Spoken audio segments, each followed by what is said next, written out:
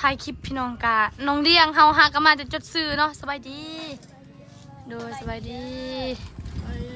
โดยอันนี้ซับ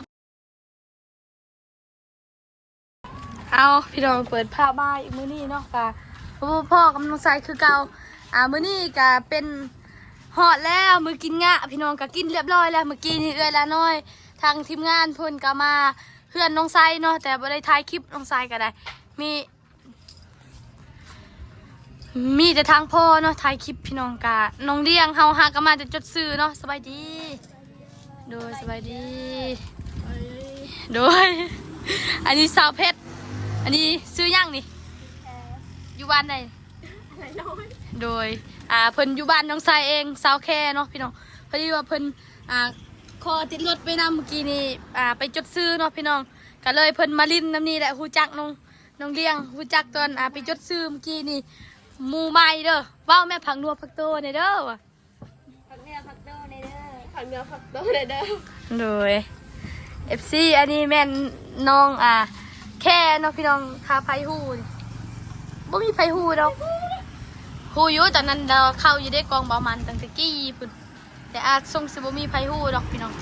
น้องแค่พี่น้องนี่น้องยังนี่น้องเลี้ยงคนสวยแล้วก็น้องเจดีเนาะพี่น้องว่าสิไปกินข้าวปุ้นเฮือนเพิ่นแหละกินเรียบร้อยข้าวปุ้นอิ่มอยู่บ่อิ่มบ่ทุกคนอิ่มมาทุกคนเนาะแต่ผู้นี้ก็กินย่างเฮือนเจ้ากินไก่บ่ไก่ตัวนึงโดยพี่น้องสาวเพชรเฮือนเจ้ากินย่างกินข้าวปุ้นกินชิ้นงัวโลนึงซื้อเมื่อคืนนี่แหละตอน4 โมงเป็นนี่เงินพอเฮาพี่น้องนี่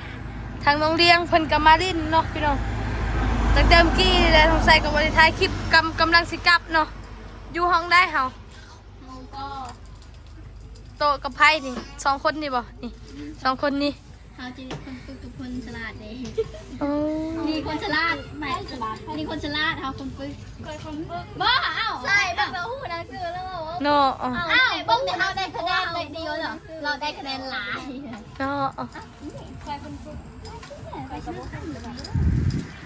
นี่ไผสินั่งคอยบ่ฮู้เจ้าบ่ได้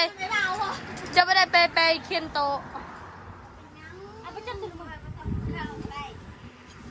มาอันกี้โตตั้งเพื่อนเจ้านี่ต่างคนกับต่างจองโต๊ะเรียบร้อยเฮาก็น้องแต่งจริงเนาะเนาะ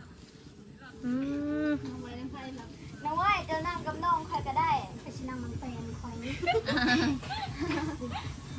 อันนี้เพราะว่าแบบเพิ่นแบบยังบ่มีปงสมโนครัวละให้ทางในครูเพิ่นแล่นจดซื้อให้เลยเพิ่นก็สบายแล้วบ่ได้จดเนาะเฮาเสียเงินเท่าไหร่จ้ะน้องเขาหมด3 แสนแหละเขามีมาอยู่ไหนบ่ล้านหนึ่งค่ะจ้ะน้องมีนาล้านหนึ่งหลายกว่าหมู่นี่หลายกว่าหมู่100,000ลาวล้านหนึ่ง100,000เท่าไหร่แค่จ้ะโดยเมื่อกี้นี่เพิ่นก็บ่ได้ถึงเงินเนาะทีนี้เงินน้องไซแต่เพิ่นไปส่งคืนเงินเมื่อกี้นี้เนาะเอาเงินส่งคืนเดี๋ยวเบิ่งทางผู้บ่าวนะสิมาหาเฮาก็บ่มาเนาะเมื่อกี้นี่ก็แล่นพุ่นขึ้นเบิ่งอยู่เซพุ่นเฮาอยู่หั่นแล้วบัดนี้เฮานั่งอยู่พี่เขาเจ้าสิมาพี่ฮอดพี่แต่บ่กล้ามาเนาะคือบ่ห้องเราเห็นเฮางามพุ่นเราก็เลยบ่กล้ามาเนาะพี่น้องเราเห็นกินลายน่ะเราเห็นบ่เราเห็นมีแต่คนงามๆเราก็เลยบ่มาอันนี้เบิ่งไอ้บ่าวห้องเพิ่นแม่เพิ่นอยากมานะเอาน้องใส่ห้องแล้วแม่ไอ้บ่าวเอ้ยนี่หมู่เฮาเด้อบ่เฮายังบ่ทันเป็นสาวบ่หยอกซื่อๆผู้บ่าวน้อยเด้นะบ่แม่นได้ผู้บ่าวเฒ่าแต่เฮายังน้อยเฮายังบ่อยากเฮ็ดผู้สาวโดยเฮายังเรียนอยู่เนาะโดยเรียนม.ได้เฮาปีนี้บ่นึงซื้อเครื่องนักเรียนหมดเลยโดยซื้อแล้วมีแต่เฮานี่แหละยังบ่ทันไปซื้อเนาะมีนาเฮาเนาะโดยทางน้องมีนาเพิ่นโอ้เฮาสินั่งจะได้ใดไปแบบนี้เนาะพี่น้องสาวเพชรกินอิ่มอยู่บ่เจ้าคือมาถาม ห้องไหน เจ้าเข้าห้องเลย ห้องผู้ห้องผู้ ทางเบาจันบนน่ะโอ้ให้คือไปซะ คุณไปจอดรถหาบ้องเจ้า เนาะทางเบาจันขึ้นมาเลยโอ้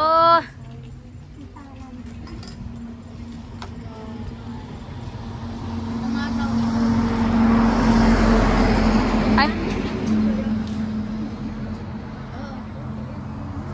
สงสาร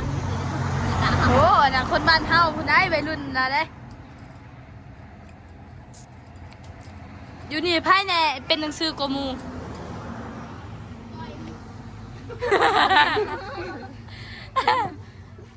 ใครเนาะพี่เนาะเอ้าแล้วว่าจันเพิ่นก็ไปซะ